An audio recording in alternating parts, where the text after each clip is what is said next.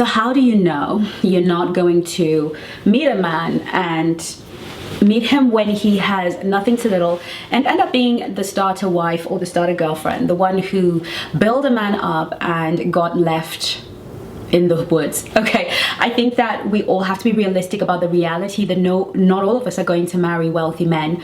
There aren't enough rich men to go around for every woman, and even if they were, it is not every woman that qualifies for a certain caliber of man, because you just have to come with a lot more than the average woman has to come with. So the reality on the ground is that we're not all going to meet men who can provide 100% of the lifestyle that we would want, or the one that we have become accustomed to, or the one that we desire to have. The women that are able to access those type of men have already accessed them, and those men are always going to hunt within the sphere of the access that they have. They're never going to start hunting somewhere else. So this is bad news, I know, because we all want to marry that rich guy who adores us, is gorgeous, and is going to be loyal and faithful to us. But the reality of life is that at some point we're going to have to choose a man who is and has the potential to build with him, and not just because he has potential, but because he has built strong foundations. He has built foundations that we can stand on, that are solid, that we know that when we come into his life, we can bring amplification and multiplication and exponential growth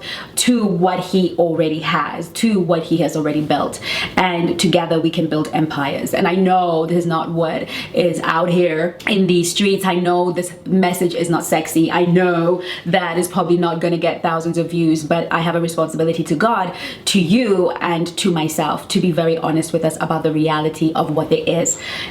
If we want to get married, we have to understand that there are a lot of marriage worthy men who move in integrity, who are vertical in the way they move.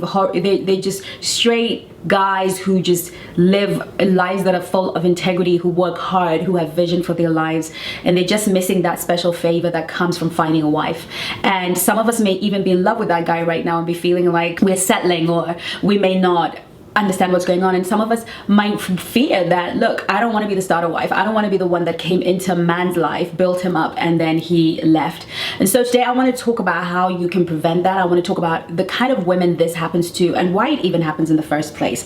Now, first of all, men don't choose the woman that they want necessarily, and most times, and most decent human males don't choose a woman to marry, to commit to take responsibility for, that they one day plan on ditching for a better model. Most men who do marry and take responsibility and cherish a woman enough to marry her are hoping to get a return on the investment from that woman. They don't want to necessarily get to a different sphere of success and then ditch her.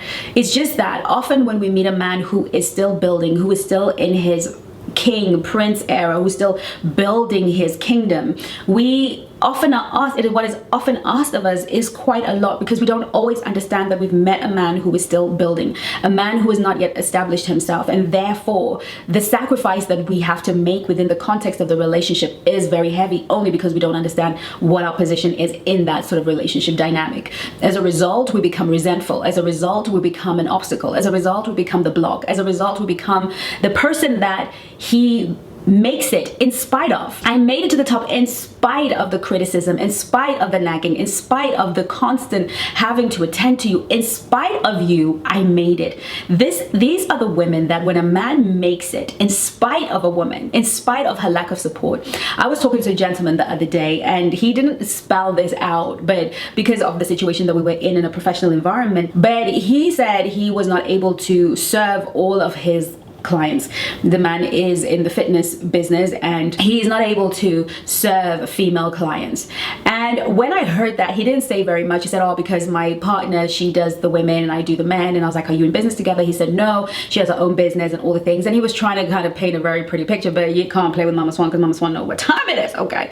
And so I realized that he was with a partner who was insecure about him working with female clients for reasons only known to the both of them, but I can only hazard haphazard. The fact that because I have a lot of personal trainer friends, etc., I know how women throw themselves and try to be sexual. I understand that whole landscape. And so understandably for her, she may have felt like, listen, I don't want you to deal with this. I don't want the threat to my relationship. I don't want to be clowned or whatever it is. However, what she doesn't realize is that she set in motion a dynamic whereby he is now having to make it in spite of her insecurities. He's now having to lift greater weight because he's having to accommodate the additional weight she has placed on his shoulders. She has created a situation where he can only work with men, and now his market has been cut in half. Why? To please her, to make her happy. Clearly he thinks she is worth it and good for them. But I already can see ahead of the road that the problem here is that he's going to struggle to make the kind of money he would have made, because guess what? The clients that do want to sleep with him are prepared to pay the good money. They're prepared to pay the money to get the access and to play all of those games. And maybe he's made a mistake with one of them, and maybe he slept with them, or whatever. Maybe there's a lot more to the story than I know, but nevertheless, instead of a boundary being set in the relationship, a condition was introduced. And so many men, and I have watched so many great men be limited by the fact that the woman that they are choosing to commit to has such an insecurity that she stops him from becoming who he needs to be. I'm a woman in business, and I cannot tell you how many business opportunities I have really had to surrender, let go of, and move forward because the man I was in business with had an insecure partner. And even though I am not interested in your man, girl, okay, she was so insecure that the opportunities that I could have presented and brought to the table for this man, out the window. Why? Because he has to protect this woman's feelings. In the short term, it feels like she's winning. In the short term, this woman is absolutely winning. There are two women. There's a woman that does win this game, and I have observed this with one of my business partners that I used to have. When she realized that I was meeting a need that he needed met by a woman, that I was able to speak into and fit into the slot that a woman, only a woman could fill, you know what she did? She leveled up and became that woman for her man. Okay, can I get an amen? I have the utmost respect for this woman because she noticed that her husband was becoming very close to me because of what I could bring into his life, and she decided, I'm gonna be her. I'm gonna meet that need. And so this is how we actually prevent ourselves from being the one he leaves behind, from being the one he doesn't succeed in spite of, but because of. She realized that if she remained introverted in the background being a support, the need that was rising up in her husband's work was not going to be met by anyone, by a woman, and she may lose her man to that woman. And so she leveled up and became what she needed to be in that season of a man's life and met that need. The young lady that I'm talking about, who has put a caveat on her man's ability to be successful, make money, and therefore commit to her marriage, she has failed to fill the gap. She needed to find a way to fill the gap. Now, she's saying I'll work with the women, but it's not under his business. His entity, his business is losing money because of her. She may be working with the girls. He might be referring the girls to her. She's making money in her own entity, not as a couple. And so what happens is there's this deficit. And all that it takes is when he makes it, working with only men, and meets a woman who doesn't have those insecurities, a woman who's prepared to say, hey, look, I have my own business. Why don't we merge? I'm happy to come and merge with you. You're doing better than me. I bring in the girls. We both train the girls and boys, and we're not going to discriminate. We're just going to trust each other. We're going to build together. She becomes more relevant. Sometimes men don't want to drop a woman. They don't want to just drop them when they get to success, but it becomes difficult if they had to push past your insecurity to get there. They will drop you for the woman who's already there, who already has vision, who already has knowledge of that space, whose mind is already elevated. You see, the reason why sometimes when I'm doing business with men, when they get to the level where they can have and talk business with me, I am already at the top of the mountain. There's a perspective you have at the top of a particular mountain. My top of the mountain is the bottom of somebody else's mountain, okay? I'm not saying I'm at the top of the mountain. But when you get to the top of a mountain in your career, in your life, you gain a different perspective from those who are on the ground. And if your partner insists on holding the rope while they're on the ground so that you can soar, It is inevitable, girls, that he is going to get to the top of that mountain and meet a woman who already has climbed that mountain, who understands what it takes to climb that mountain, who is empathetic, who respects the fact that he's climbed the mountain. Not the woman who is sitting at the bottom of the mountain, hoping he's gonna take the good stuff from on top of the mountain and work his way down to give it to her and then drag her all the way up with him. This is just the reality of life. It's just a life reality. It is so important when we choose a man to understand that we have to ascend with him. It is not okay to just send him off to go make more money and come back, but be very much a co-laborer with him. Be very much part of the journey with him. Otherwise, go build your life, go build your career, go do you, and end up in a situation with a man where potentially, because your wires are crossed, he may end up going somewhere else and you may end up going somewhere else, and you've already accounted for that. What am I saying? Chengi, are you saying that I should abandon my career? No, I'm saying choose a man that you know you can get behind his vision. You can get behind his mission. You can be the one that fills the gaps up ahead, and that means constant development of yourself, constant being a part of. Why is he reading books that you don't read? Why is he going to conferences you don't go to? Why are you allowing your insecurities to determine his ability to succeed? And this is something I see a lot, being that I am the unmarried woman who often is the threat within the relationship. You spend your whole life being insecure about other women because you are not becoming her. You're not becoming the woman that a man continually has to keep up with, that he has to keep up with your mind, your learning, your understanding, your knowledge, your drive, even for your own things. You are stuck in this position of, I'm gonna build you so you can take care of me. But the woman that a man holds on till to the end, the woman that a man says, look, I met you when we're young and I'm keeping you till we're old, is the woman that perpetually grows herself. The woman that perpetually elevates herself. The woman that perpetually grows and expands within herself.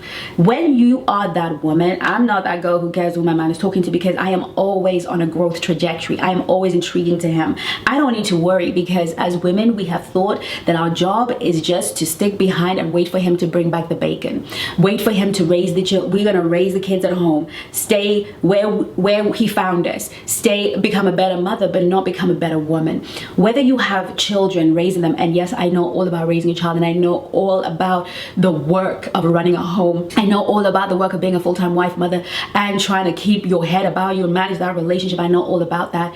But what I know is I never allowed myself to stop being a woman that was growing. And so we talk about, don't be building these men up because they're just going to find something better and go, but that is half of the story. That is not the whole story. The whole story, and I'm going to shock you a little bit more, and also let you realize that it happens in the reverse. It happens when the woman outgrows the man. Even if it was the man who's just happy with his little job and she's on this upward mobility trajectory, he may be happy with his job, but if he does not find a way to become what she needs at every point in her life and understand where she's coming from, when he becomes the guy who's like, you don't give me any time, you don't respect me, and doesn't understand what transitions look like, doesn't understand what scaling a business involves, doesn't understand what getting that promotion means and what is required and the focus, and he's just preoccupied with himself and his manhood, he will lose that woman to a man who already exists in that plane, in that vibrational frequency, who's already conquered that world. This isn't just about the man or the woman. This is about relationships and taking the shifts and the turns together. And this is where this generation has not been equipped with the ability to shift together, to move together, to pivot together. And often we are left behind when we refuse to pivot, when we refuse to grow, when we make it that's his job, and don't understand that I may not put my back into it, but I need to understand enough to know when there is a gap. I was talking to another colleague and another person that I met, and he is doing all of this stuff. The man is so busy, he has to run his own diary, upload his own YouTube channel, do all the things, and yet he has this woman in his life that he adores, that he loves, and all the things. And I was sitting there thinking, there is no way on this planet that my man would be not keeping on top of his obligations, not doing all of these things, having to run 1,000,001 things, and looking funny to the world because he can't keep on top of his agenda and I'm his woman, that's not gonna happen. I don't have to be the one to manage his diary, but we're definitely hiring him a VA. We're definitely looking at the landscape of what he's doing, because if he has to be running around and doing all this, chances are I'm not even getting the time and attention that I need.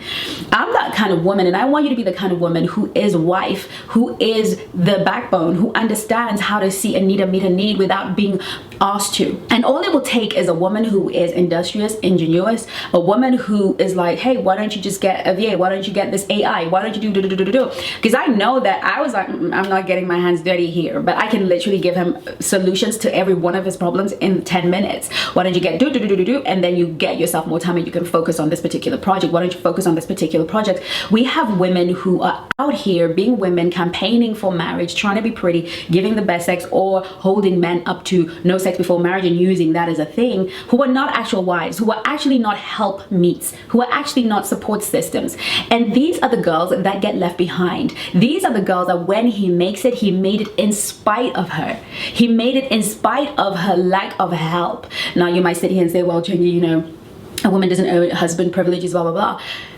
You are already a wife. A man's life has to elevate when he meets a wife, because the Bible says he who finds a wife finds a good. He didn't say marries a wife. He didn't say, you know, he who marries a wife finds a good thing. He who finds a wife. The wife state of being is that your life must enhance just by me being in it, just by me sharing insights, just by me giving ideas, just by me just being in your life. There should just be favor because you found me. It's like you found the ark. It's like you found this presence that just makes your life fertile by virtue. So finding me should already be a blessing. And some of us are just sitting around waiting for a ring. And I am watching these men committing to these women who are in so many ways not adding value, not being wives, not enhancing the lives of these men, but trying to control and fight for position in this man's life. And yes, you may get the ring, you may get the wedding, you may get the engagement, you may get that thing that you were campaigning